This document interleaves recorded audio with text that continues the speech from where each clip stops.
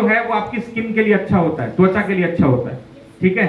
और विटामिन के ये आपके दिमाग और दिल को स्वस्थ रखता है ताकि इसमें खून के थक्के न जमे, क्लियर। और विटामिन के कॉमन है, काफी फल सब्जियों में खाने में पाया जाता है, क्लियर है सभी को। तो विटामिन समझ आ गए। अब यही विटामिन, इसमें से कुछ विटामिन हमें रोज चाहिए और कुछ चाहिए कभी कभी। तो विटामिन बी हमें चाहिए होता है कभी कभी, विटामिन बी चाहिए होता है कभी कभी। और विटामिन ए, सी, डी, ई, के ये आपको चाहिए रोज। क्या चाहिए? रोज, ये ध्यान रखना। तो हमारे पास विटामिन बी भी है, विटामिन सी भी है और विटामिन डी भी है कि नहीं है? तो आप अपने शरीर को स्वस्थ बना सकते हो इन फूड सप्लीमेंट को इस्तेमाल करके, ठीक है। अगला में लिखो प्रोटीन।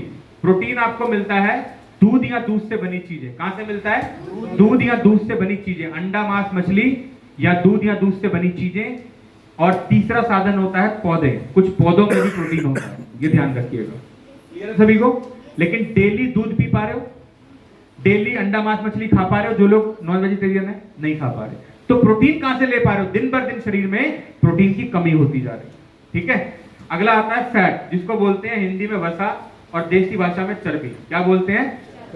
देसी भाषा में चर्बी। अब ये चर्बी कहां से आती है शरीर में? ज्यादा ऑयली खाना खाने से। जब आप ज्यादा चिकना खाना खाते हो, सरसों के तेल का ज्यादा इस्तेमाल करते हो, रिफाइंड का इस्तेमाल करते हो, देसी घी का इस्तेमाल करते हो, जब ये सब चीजें आप ज्यादा खाते हो तो आपके शरीर में चर्बी बढ़ती है। ज्यादा चीनी खाओगे, मीठा ज्यादा खाओगे तो भी चर्बी बढ़ती है।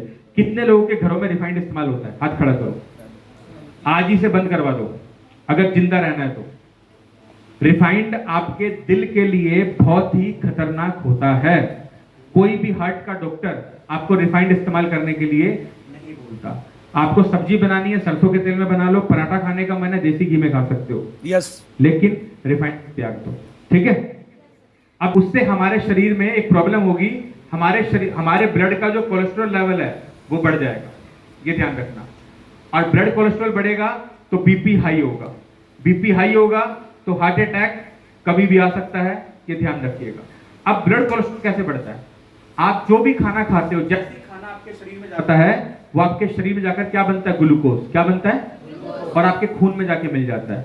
तो हम जो भी गलत खाना खाते हैं उसका सबसे ज्यादा इंपैक्ट किस पे पड़ता है? हमारे खून पे। किस पे पड़ता है? और इसकी वजह से ही ज्यादा ऑयली खाना खाने से ब्लड कोलेस्ट्रॉल बढ़ता है, जिसकी वजह से ब्लड प्रेशर हाई रहता है। आपके घर में काफी लोगों का बीपी हाई रहता होगा।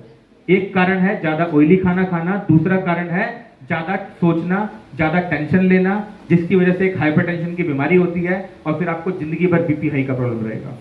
और बीपी लो होने का कारण होता है जब आप कम खाना खाते हो, बराबर खाना नहीं खाते हो, जिसकी वजह से शरीर में कमजोरी आती है और बार बार आपका बीपी लो होना शुरू हो जाता है।